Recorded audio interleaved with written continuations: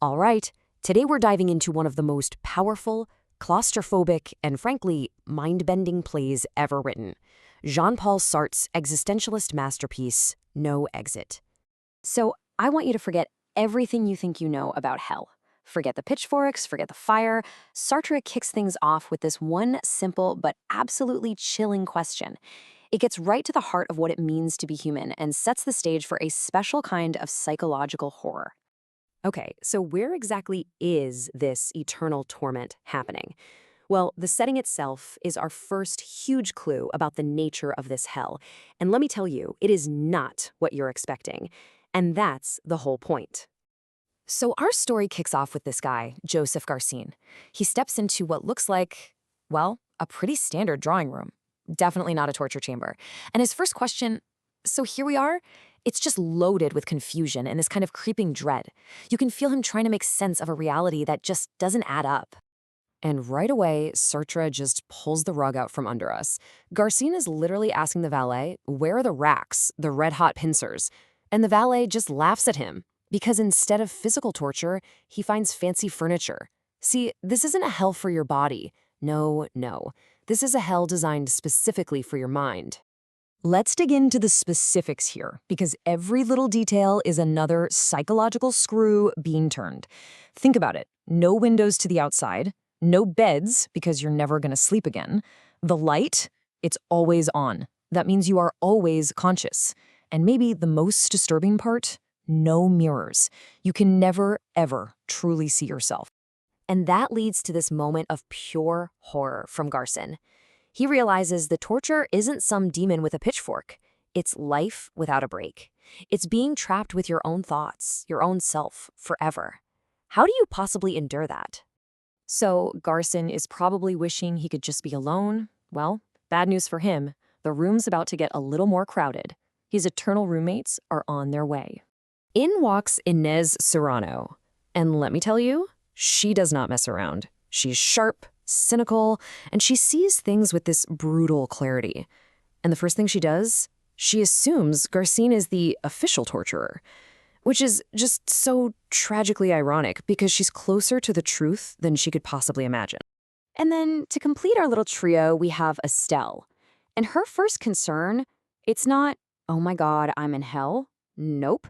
It's that her dress clashes with the sofa she has to sit on. I mean, that one line tells you everything, doesn't it? Her entire existence is built on surfaces and how other people see her. Okay, so the stage is set. We've got our three characters. And now the real psychological engine of the play starts to rev up. And what's their first move? It's not teamwork. It's not trying to escape.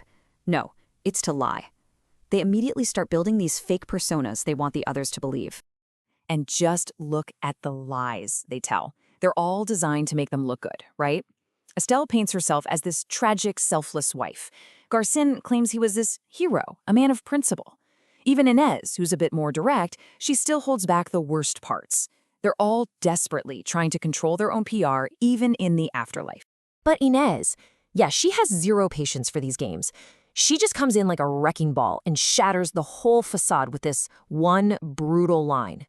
She forces them to face it. This isn't a mistake. They're not victims, they are criminals, and this is exactly what they deserve. And then she just lays out her theory. It's brilliant and absolutely chilling. She pieces it all together. The setup is too perfect. Why these three people in this specific room? It's simple, she says. They're saving on staff. They don't need an official torturer because the three of them were chosen to be each other's perfect, custom-made tormentor. So that brings us to the core philosophical idea of the whole play. If they're supposed to torture each other, how does that actually work? Well, it all comes down to a concept Sartre called the gaze. Estelle's panic is the perfect case study. For her, if she can't see herself in a mirror, she feels like she's literally dissolving, like she doesn't even exist.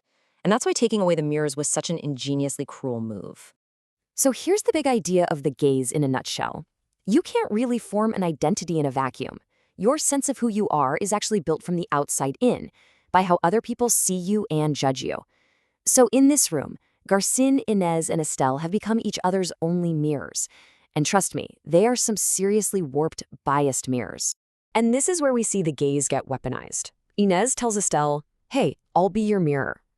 But then she immediately uses that power to torment her, telling her she has a pimple that isn't even there. She's showing her that this new human reflection isn't passive. It can be cruel, it can lie, and you absolutely can't escape. All right, so the lies are crumbling, the psychological pressure is building, and it's all leading to the play's famous climax, where the real, ugly truths are finally forced into the light. And when the truth comes out, it is ugly. I mean, really ugly. Garcin wasn't a hero. He was a cruel coward. Estelle didn't die of pneumonia. She murdered her own baby. And at this moment of absolute, naked honesty, the door swings open. There it is, a way out. But, and this is the most brilliant twist in the whole play, nobody leaves. They're free to go, but they can't. Why? Because Garcin is desperate for Inez to tell him he's not a coward. Estelle needs Garcin to look at her to feel real. They are now psychologically chained to each other's judgment. And in that moment, Garcin finally gets it. The open door was a test, and they failed. He understands now. The true mechanism of hell isn't physical pain. It's the relentless internal agony of being judged. Which leads us to maybe one of the most famous lines in all of theater. Now, this doesn't just mean that other people are annoying. It means something much deeper. It means hell is being trapped forever in the perceptions of others. You are seen and defined by your worst actions, with no chance to change or escape their gaze. You're just frozen by their judgment. The door is shut once more, and Garcin speaks the final line of the play. It's a line of pure, bleak resignation. The struggle is over. They've accepted their fate, an eternity of torturing each other simply by existing. And that, right there, is why this play is so enduring. It turns the spotlight right back on us. It forces us to ask how much of our identity is really for ourselves, and how much is just a performance for the people watching.